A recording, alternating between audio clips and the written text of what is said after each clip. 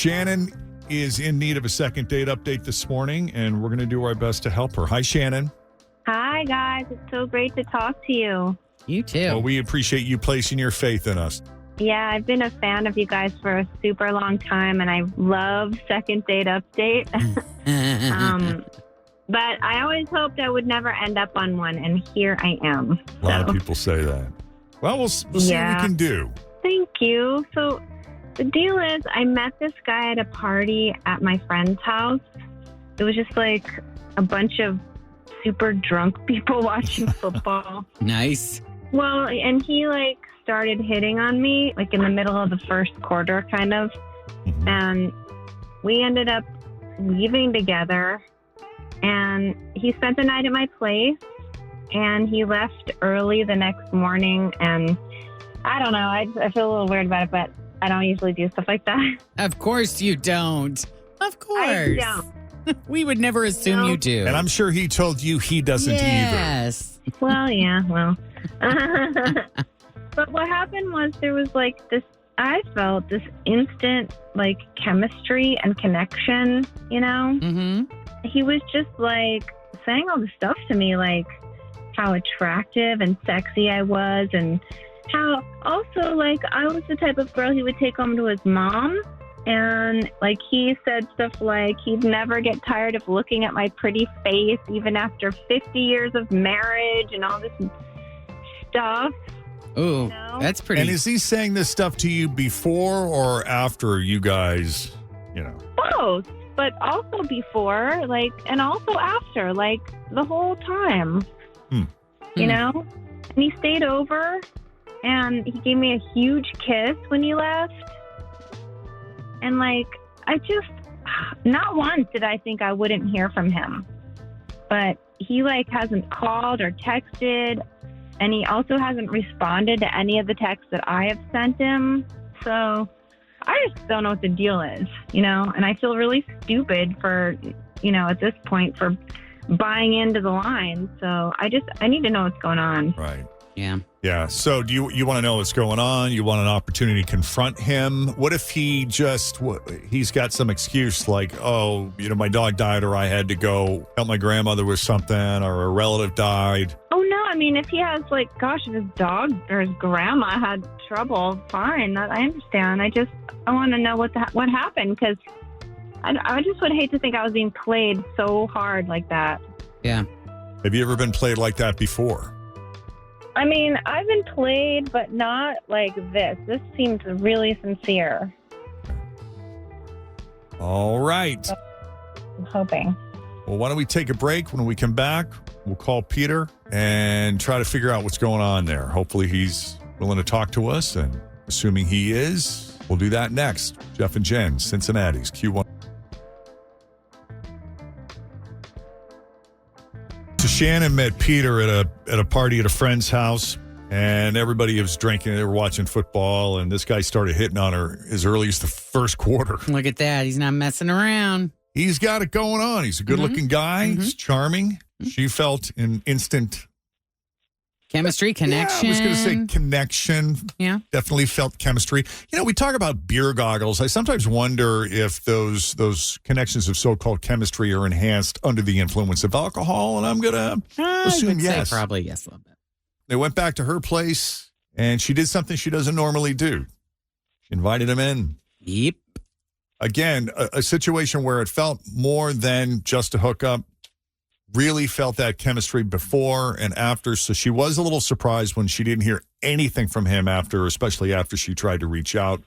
She's regretting the fact that she may have been played here, but she feels she is owed an explanation directly from him, and that's what we're going to try to do. And I think it's very brave of you to pick up the phone to call us and be willing to put yourself out there and have us call him live on the radio after you gave it up on the first night without much of a, And, you just, boom, come on over, babe. And I know you never do that. So that would make it even worse. Yeah.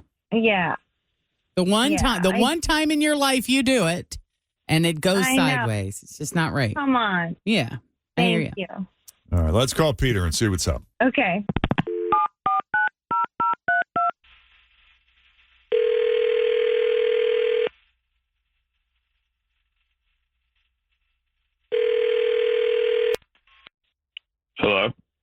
Hi, can we speak to Peter, please? This is Peter. Who is this? It's Jeff and Jen at Q102. Peter, how are you this morning? I'm not familiar. We co-host a radio show on Q102, and we were hoping you'd be willing to come on our show and over the phone and just chit-chat with us for a little bit if you're willing. Promise it won't take too long. I'm just not sure why you were calling me, honestly. Well, we have a mutual friend. We spoke with your friend Shannon, who you met at a recent party. You guys were hanging out at a friend's house. You were watching some football, and it's our understanding you went back to her place and hung out a little bit. And then disappeared off the face of the earth. So don't misunderstand. This is not meant to be an ambush, but she really enjoyed getting to know you and was disappointed when she didn't hear back from you. And we just wanted to check in and get your thoughts on Shannon and whether or not you think there's any chance of you two meeting up or seeing each other again. You do remember the encounter, right? Yeah, I do remember the encounter. I'm just confused because I'm home right now, and I don't know. I'm a little confused right now why she's calling, because I just thought it was a one-time thing. What? Okay. Well, I could see there's a bit of a misunderstanding here, and maybe it was a one-time thing, but she seemed to think there was some chemistry there between the two of you that led her to believe that there might be the opportunity for more than just a one-time thing. I don't know. I told her that I had to go back home. Like, I live in Phoenix. You live in Cincinnati, and I didn't think that you thought that this would be a thing that would be able to work. Phoenix, you told me you lived on the west side. No, I never told you anything about me living there. Like, my cousin lives on the west side, and I was just staying with him. No. You said you were from here. You misled me. You said you were like a big Bengals fan, and you were talking about how you lived here and you wanted to see me again and all this stuff. You've got a 513 area code in your phone. How did you once live out here and then move to Phoenix? Yeah, I moved for work a few years ago, and now I was coming back to visit family, and I thought it'd be like fun to watch the Bengals game. And I don't know, I just thought she was attractive, and I thought she knew the whole situation because I told her. I feel like I told her. Maybe I didn't. I'm misremembering things now, I guess. There was alcohol. So misremembering things. You said stuff about seeing me again and like living here, and oh my God, you totally misled me. I feel like women remember so much more from these drunken conversations than guys ever do. Yeah, and I think men have a tendency to leave out certain details here and there, even though they think they may have been clear in their communication. Are you sure? Because I'm pretty sure I told you. Yeah. No. Oh, this is, man, come on. You can't do that to people.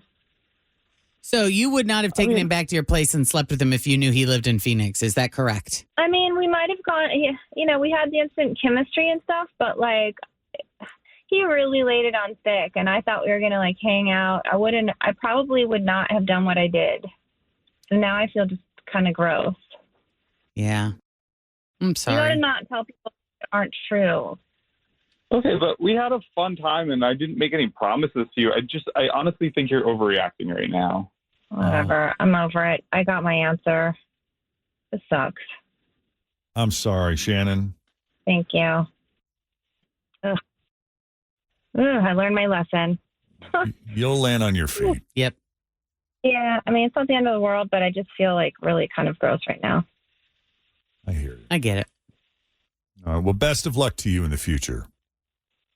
Thank you. Thank you so much, guys. I still love your show. I definitely won't be on it again, though. Okay. That'll be up to you. Hopefully under better circumstances. Yes. All right, take it easy. Thank you. All right.